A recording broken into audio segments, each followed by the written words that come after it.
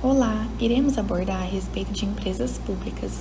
Empresa pública é pessoa jurídica de direito privado constituída por capital exclusivamente público. Elas são administradas por um conjunto de pessoas, sendo elas funcionários, executivos, conselheiros e estão sujeitas a regulamentações e fiscalizações por parte do governo. As empresas públicas têm por objetivo a finalidade e responsabilidade de atender às necessidades do público, garantindo a transparência e prestando conta com a sociedade, seja garantindo serviços essenciais ou promovendo o desenvolvimento econômico. Falando um pouco sobre o fundamento jurídico das empresas públicas, elas são as entidades dotadas de personalidade jurídica do direito privado, tendo a sua criação autorizada por lei e o seu patrimônio próprio vindo de atividades explorativas econômicas, que foram regidas pelas empresas privadas.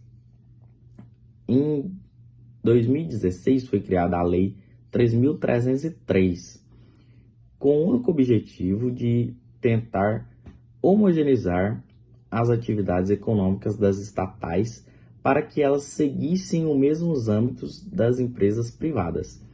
Logo após a criação dessa lei, todo e qualquer atividade de empresas públicas e privadas passaram a ser organizadas no mesmo regime.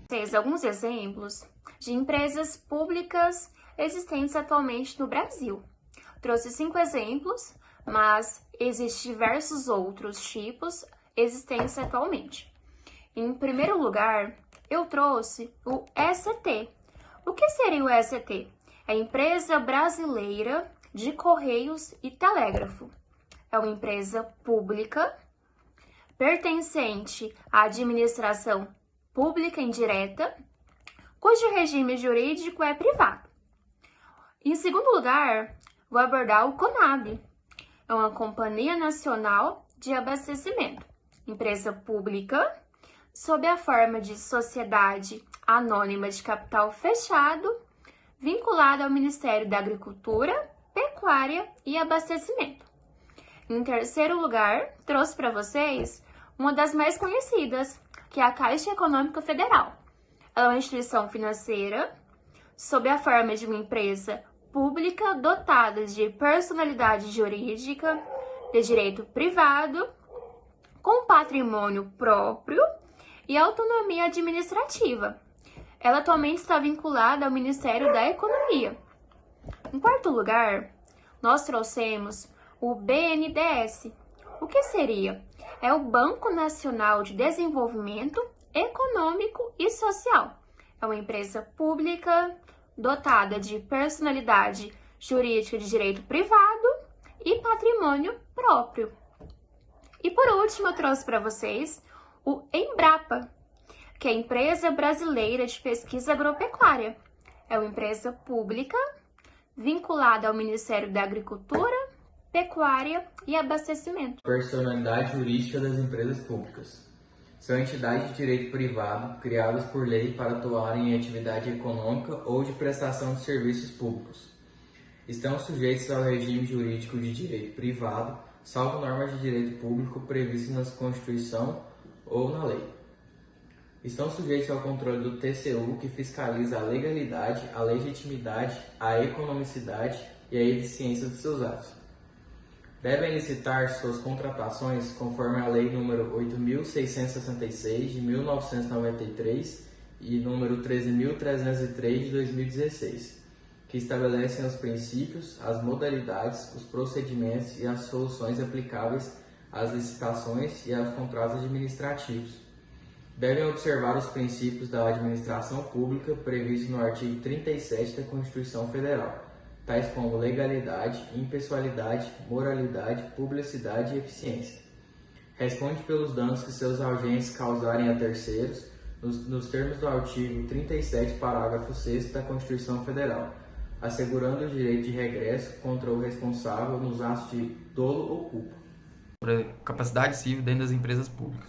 Empresa pública é a entidade dotada de personalidade jurídica de direito privado com a criação autorizada por lei e com um patrimônio próprio cujo o capital é integralmente detido pela União, pelos estados, pelo Distrito Federal ou pelos municípios. Com decorrência de sua personalidade jurídica própria, entende-se que a empresa pública possui capacidade civil, podendo ser titular de direitos e de deveres, os quais normalmente serão estabelecidos conforme o seu estatuto jurídico. Assim sendo, as empresas públicas poderão integrar polo passivo e ativo da demanda judicial, mas como são pessoas jurídicas de direito privado e contam com a organização toda própria, não serão representadas pelos órgãos da advocacia pública, como prevê o artigo 132 da Constituição Federal. Porque essas atribuições para essas atividades de consultoria jurídica e representação judicial das respectivas unidades federais compreendem apenas a administração pública direta, autárquica e fundacional. Nesse sentido, o artigo 75, inciso 8º do CPC determina: serão representados em juízo ativo e passivamente a pessoa jurídica por quem os respectivos atos consecutivos designarem ou não, havendo essa designação por seus diretores. A criação das empresas públicas depende de uma autorização legislativa específica, nos termos do artigo 37, inciso 19 da Constituição Federal. Essa lei específica autoriza o Poder Executivo, por um decreto, proceder à instituição da entidade, devendo então providenciar o registro competente, uma vez que se dará o nascimento de uma pessoa jurídica. Conforme mencionado anteriormente, a criação de empresa pública está vinculada ao Poder Executivo, mas também a hipótese de criação de uma empresa pública vinculada ao Poder Legislativo ou ao Poder Judiciário. Nesses casos, a iniciativa de lei não é evidentemente do chefe do Poder Executivo, mas sim do respectivo poder que esteja vinculado à entidade. A empresa pública tem uma forma organizacional livre, ou seja, podem adotar diferentes formas legais, como sociedade anônima, SA, ou sociedade limitada, LTDA, ou outros exemplos. As empresas públicas são entidades de propriedade estatal que desempenham funções comerciais, industriais ou de prestação de serviço em nome do governo. O controle dessas empresas geralmente segue um conjunto de diretrizes e regulamentações específicos, podendo variar de acordo com o país e o setor em que a empresa está atuando. As formas de controle são o controle interno. O controle interno da administração pública é a fiscalização exercida por ela mesma sobre seus atos e atividades de órgãos e entidades descentralizadas. Ele permite à administração anular por ilegalidade ou revogar por conveniência e oportunidade os próprios atos. O controle interno possui o objetivo de verificar e fiscalizar o que a própria organização estabelece para garantir a conformidade, a eficiência e a gestão adequada dos recursos. Se estamos diante de um agente ou órgão do Poder Legislativo e este possui atribuição para fiscalizar um ato administrativo pelo mesmo Poder Legislativo, estamos diante do controle interno, independente de hierarquia. Temos também o controle externo, que é aquele executado por órgãos ou poderes externos à estrutura do controlado. Por exemplo, o controle exercido pelo Poder Legislativo ou pela administração direta sobre a indireta. O controle externo abrange a fiscalização contábil, financeira, orçamentária, operacional e patrimonial da unidade federada e das entidades da administração direta e indireta. Uma característica do modelo de controle externo brasileiro é o fato de não haver um sistema unificado e um órgão centralizador das decisões, tal como ocorre com o Poder Judiciário, visto que não existe a possibilidade de recursos processuais ao Tribunal de Contas da União, em respeito à autonomia dos entes subnacionais. Temos também o controle ministerial. Esse controle refere-se à supervisão exercida pelos ministérios ou órgãos governamentais sobre entidades específicas. Essa supervisão é conduzida para garantir que as atividades dessas entidades estejam alinhadas com as políticas, diretrizes e regulamentos estabelecidos pelo governo. A importância desse controle é garantir que a empresa pública opere em consonância com os interesses e objetivos governamentais, assegurar o uso eficiente e responsável dos recursos públicos, monitorar a conformidade com as regulamentações e as leis governamentais. O controle ministerial ele desempenha um papel fundamental na governança das empresas públicas, buscando manter a transparência, a eficiência e a responsabilidade na gestão dessas entidades, aliando suas atividades aos objetivos do governo. O privilégio das empresas públicas.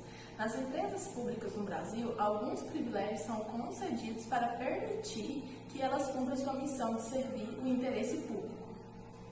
Isso inclui acesso ao financiamento governamental, estabilidade financeira, monopólio ou domínio de determinados setores, isenções fiscais, apoio regulatório, segurança no emprego e acesso ao recurso público. No entanto, esses privilégios estão sujeitos a rigorosas normas e regulamentações. A Lei de Responsabilidade Fiscal estabelece limite para gastos e exige equilíbrios financeiros. A Lei da Recorrência previne abuso de posições dominantes, garantindo a concorrência.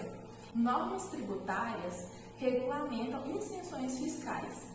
Agências reguladoras estabelecem padrões setoriais. Contrato de concessões e programas de governo orientam a missões de serviço público. Legislações trabalhistas protegem a segurança no emprego e leis específicas regulamentam o acesso a recursos naturais. Essas normas são cruciais para assegurar a responsabilidade, a transparência e o uso adequado do recurso público, equilibrando os privilégios das empresas públicas no Brasil. Demandas judiciais em empresas públicas representam um desafio complexo, onde o interesse público e a gestão eficiente dos recursos se encontram. É crucial que essas organizações ajam com transparência e responsabilidade, buscando resolver litígios de forma justa e equitativa. O impacto financeiro e reputacional das ações judiciais que podem afetar diretamente a capacidade de prestar serviços da qualidade à sociedade. Assim, a gestão proativa de demandas judiciais busca melhores alternativas, promovendo o bem comum e a eficiência na administração pública. Se tratando de demandas judiciais, podemos citar algumas como litígios relacionados a contratos e licitações, que são disputas legais que, no contexto de acordos contratuais entre entidades públicas ou privadas. Essas controvérsias podem envolver questões como quebra de contrato, atraso no cumprimento de obrigações contratuais, disputas sobre a interpretação de cláusulas contratuais, entre outras. Outra demanda também que podemos falar sobre demandas judiciais é a questão de sindicais. Exemplo, negociação coletiva, que a negociação coletiva seria o quê? É a principal forma de ajuste de interesses entre um ou mais sindicatos de trabalhadores ou também um ou mais sindicatos de empregadores. Tem como objetivo estabelecer condições de trabalho que atendam os interesses mútuos de empresas e trabalhadores. Outra demanda judicial também é o compliance, que nada mais é do que a prevenção e a conformidade em empresas públicas. Práticas que visam garantir que uma empresa esteja em conformidade com todas as leis e regulamentos que se aplicam a ela. Em empresas públicas, isso significa cumprir as leis que regem suas transações e garantir que todos os funcionários cumpram de acordo com os padrões éticos elevados. Referente às formas de empresas públicas, elas podem adotar qualquer forma prevista em direito. Algumas das principais formas ou mais utilizadas no Brasil, dentre as várias que existem, nós podemos citar a sociedade simples limitada, ou a sociedade anônima, a sociedade limitada. Referente à sociedade simples limitada, elas não possuem uma finalidade mercantil. Como exemplo disso, nós podemos citar os consultórios médicos e odontológicos, os escritórios advocatícios, ou seja, eles prestam o mesmo tipo de serviço à sociedade, porém não possuem nenhum vínculo empresarial. Já referente à sociedade limitada, ou mais conhecida aí como LTDA, elas são mais comumente utilizadas por empresas de pequeno e médio porte. A principal característica dessa modalidade é que seus sócios possuem uma ação limitada, ou seja, eles não respondem com seus bens pessoais pelas dívidas da empresa. Já a sociedade anônima, ou mais conhecida como SA, elas, diferentemente da LTDA, são mais utilizadas por empresas de grande porte. Nessa modalidade, elas podem ser tanto aberta quanto fechada. E sua principal finalidade, sua principal característica é que a responsabilidade dos acionistas também são limitadas. Bom, sobre o capital de empresas públicas, apenas pessoas administrativas podem participar da formação do capital das empresas públicas. As pessoas administrativas são pessoas jurídicas de direito público, prepostas e que realizam de forma imediata a atividade de administração pública. Então, não é qualquer pessoa jurídica, precisa ser uma pessoa administrativa que tenha, obviamente, sua personalidade jurídica e que atua dentro do serviço direto da administração pública. Um exemplo muito claro é o artigo 8º do Estatuto Social da Caixa Econômica Federal, que é uma empresa pública. No artigo 8º diz que o capital social da Caixa Econômica é de 68 bilhões de reais, totalmente subscrito e integralizado pela União. Então, a União, uma pessoa administrativa, uma pessoa jurídica de direito público, ela faz parte do capital, ela integralizou o capital social da Caixa, unicamente. Bom, a responsabilidade das empresas públicas, ela vai depender da função que essa empresa pública atua. Se a empresa pública ela atuar na prestação de serviços públicos, então a responsabilidade dela vai ser a responsabilidade da administração pública, que é objetiva, ou seja, a parte que sofreu um dano por uma ação ou omissão da empresa pública, ela não precisa comprovar dolo ou culpa. Basta que ela comprove o dano de fato. Isso aí está esculpido lá no artigo 37, parágrafo 6º da Constituição Federal. Agora, se a empresa pública ela exercer atividade típica de uma empresa privada, então a responsabilidade vai ser a mesma da privada, que é uma responsabilidade subjetiva. Isso está esculpido no artigo 173, parágrafo 1º, inciso 2º da Constituição. Sobre a falência, entende-se que empresas públicas e sociedades de economia mista, ou seja, empresas estatais no geral, não podem falir porque essas empresas elas são constituídas com o objetivo de atender relevante interesse social ou imperativo de segurança nacional. E entende-se que, por esse revestimento, esse verniz de interesse social, não pode decretar a falência de uma empresa pública simplesmente para atender a interesses econômicos dos credores. Obviamente que os interesses econômicos dos credores, eles são também um dano, então eles precisam ser atendidos, mas eles vão ser atendidos pelo ente federado controlador daquela empresa pública. Então, por exemplo, um exemplo é a Caixa Econômica Federal. A gente viu que no Estatuto Social dela diz que a União ela integralizou todo o capital social da Caixa. Se por acaso a Caixa Econômica Federal tivesse ou um capital misto, ou seja, formado por capital advindo da administração pública e um capital advindo do setor privado, se houvesse essa possibilidade, e essas pessoas jurídicas ou físicas do setor privado que tivessem integralizado o capital e a Caixa estivesse passando por um mau período econômico, nesse caso, a União, que é o ente controlador da Caixa Econômica Federal, porque ela é uma empresa pública de porte federal, deveria atender aos interesses dos credores e ressarcir ou reparar os danos advindos de uma possível situação de falência. Mas como a Caixa Econômica Federal ela tem o capital social inteiro da União, então a União ela estaria ali cobrindo uma própria perda dela mesma.